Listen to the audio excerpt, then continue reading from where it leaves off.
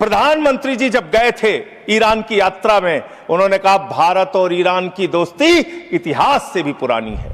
ये प्रधानमंत्री के वक्तव्य हैं। उन्होंने खामेनेई जी को कुरान की पांडुलिपि भेंट की थी 7वीं शताब्दी की, मान्यवर। उन्होंने चाबार पोर्ट का समझौता किया था, जिसका बखान प्रधानमंत्री ने खूब किया कि भारत का व्यापार बढ़ जाएगा, पाकिस्तान की अब हमें जरूरत नहीं पड़ेगी, अब हम अपना एक अलग रास्ता बना के और भारत के व्यापार को बढ़ाएंगे। और वहां पर सरकार ने सैकड़ों करोड़ रुपए चाबार पोर्ट पे वेस्ट किया। लेकिन भारत के प्रधानमंत्री खामेनेई की मौत पे खामोश रहते हैं। 160 स्कूली बच्चे मार दिए जाते हैं, खामोश रहते। मान्यवर, अभी जब नेता सदन बोल रहे थे तो उन्होंने कहा कि ये जो संकट है, विपत्ति का काल है, इस काल में विपक्ष हमारा साथ नहीं दे रहा है। ये विपत्ति आ पड़ी है, आई हुई विपत्ति है, इसमें तो सबको साथ देना चाहिए। लेकिन मैं आपके माध्यम से सरकार से पूछना चाहता हूं, यह विपत्ति आई हुई कैसे है? मान्यवर, यह विपत्ति लाई हुई विपत्ति है। यह लाई गई समस्या है, यह लाया हुआ संकट है, आया हुआ संकट नहीं मान्यवर। तो यह लाया हुआ संकट कैसे है?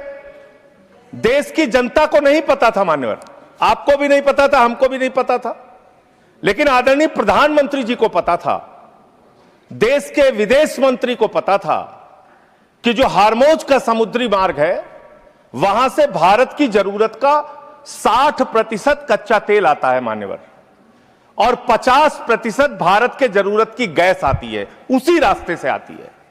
यह बात नरेंद्र मोदी जी को, आदरणीय प्रधानमंत्री जी को पता थी।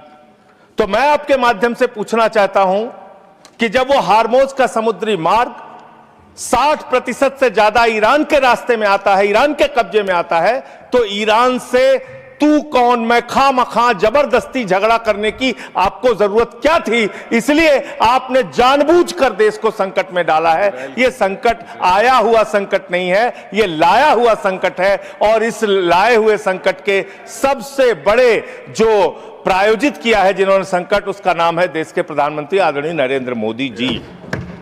मान्यवर, यह बात देश की जनता को पता होनी चाहिए। दूसरी बात मान्यवर, आपका परंपरागत मित्र है ईरान, और खुद प्रधानमंत्री ने माना है। प्रधानमंत्री जी जब गए थे ईरान की यात्रा में, उन्होंने कहा भारत और ईरान की दोस्ती इतिहास से भी पुरानी है। यह प्रधानमंत्री के वक्तव्य हैं। उन्होंने खामेनेई जी को कुरान की पांडुलिपि भेंट की थी 7वीं शताब्दी की, मान्यवर। उन्होंने चाबार पोर्ट का समझौता किया था, जिसका बखान प्रधानमंत्री ने खूब किया कि भारत का व्यापार बढ़ जाएगा, पाकिस्तान की अब हमें जरूरत नहीं पड़ेगी, अब हम अपना एक अलग रास्ता बना के और भारत के व्यापार को बढ़ाएंगे। और वहां पर सरकार ने सैकड़ों करोड़ रुपए चाबार पोर्ट पे वेस्ट किया। 2019 तक भारत को ईरान से सस्ता तेल मिलता था, रुपए में तेल मिलता था, गैस मिलती थी, हमारा मित्रतापूर्ण संबंध था उनसे।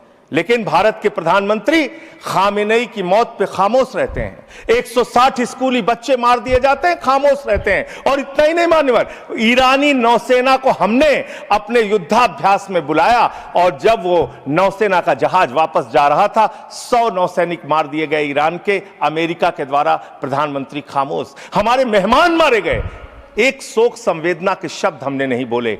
तो ये संकट भारत के ऊपर आपने लाया है, ये आया हुआ संकट नहीं है, मैं फिर से स्पष्ट करना चाहता हूं। दूसरी बात मान्यवर, दूसरी बात, आपने जो तेल और जो ऐसे समय में 60 रुपए घरेलू गैस का दाम और 115 रुपए कमर्शियल सिलेंडर का दाम आपने बढ़ाने का काम किया। तो पूरे देश में एक हाहाकार की स्थिति है। इसको नियंत्रित करने के लिए झूठ बोलने के बजाय सच्चाई को स्वीकार कीजिए। और आज जो कहा गया कि हार्मोज समुद्री मार्ग खुल गया है, गलत जानकारी सदन को नहीं देनी चाहिए। हार्मोज समुद्री मार्ग से मात्र 2 जहाज आपके आए हैं, 22 जहाज अभी भी आपके रुके हैं। मैं शुभकामनाएं देता हूं कि आप वार्ता करके उस समस्या का समाधान कराइए। अभी है मान्यवर समय है। मान्यवर, 2 मिनट में आपसे और लूंगा।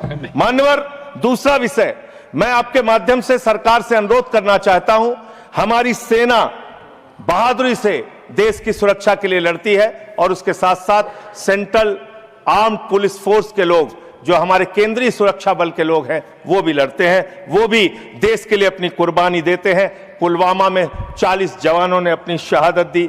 मान्यवर, पुलवामा में 40 जवानों ने अपनी शहादत दी और जो उनका काडर सिस्टम है, यूपीएससी के थ्रू उनकी भर्ती होती है। मैं बस 1 मिनट आपसे लूंगा, बस आधा मिनट, वो खत्म करूंगा, 1 मिनट में खत्म करूंगा सर। मान्यवर, जो यूपीएससी के थ्रू उनकी भर्ती होती है, उसके बावजूद उनके प्रमोशन में उनके साथ नाइंसाफी की जाती है। सुप्रीम कोर्ट तक से वो जीत चुके हैं, लेकिन बार बार उनके साथ नाइंसाफी हो रही है। और 1 मिनट में अपनी बात कह के खत्म करूंगा सर। जो प्रमोशन का सिस्टम है उनके साथ, जो अन्याय उनको झेलना पड़ रहा है, वो एक असिस्टेंट, एक डिप्टी कमांडेंट को जो सीआरपीएफ में है 18 साल में, बस खत्म कर रहा हूं सर, विषय नहीं है ना, 1 मिनट में खत्म कर रहा हूं सर। उसी के लिए डिमांड में चाहता हूं, सरकार के सामने एक प्रस्ताव मेरा। 18 वर्षों में एक प्रमोशन मिलता है सीआरपीएफ के डिप्टी कमांडेंट को और असिस्टेंट कमांडेंट को 15 वर्ष में एक प्रमोशन मिलता है। यही हाल बीएसएफ का है। लेकिन जो आईपीएस बैच के अधिकारी हैं उनको 4-4 प्रमोशंस मिलते हैं। हमें आईपीएस के प्रमोशन से परेशानी नहीं है, लेकिन बीएसएफ में, सर खत्म कर रहा हूं सर, 30 सेकंड में खत्म कर रहा हूं सर, खत्म कर रहा हूं 30 सेकंड में सर। मेरा सिर्फ आपके माध्यम से सरकार से इतना अनुरोध है कि जो हमारे केंद्रीय सुरक्षा बल के जवान हैं, जो हमारी वो सेना है, उसका मनोबल कमजोर ना हो जवानों का, और उसमें आईपीएस को उनकी पोस्टों पे ना बैठाया जाए। जहां डीजी, डीआईजी, आईजी बनने में उनकी योग्यता है, उनको उस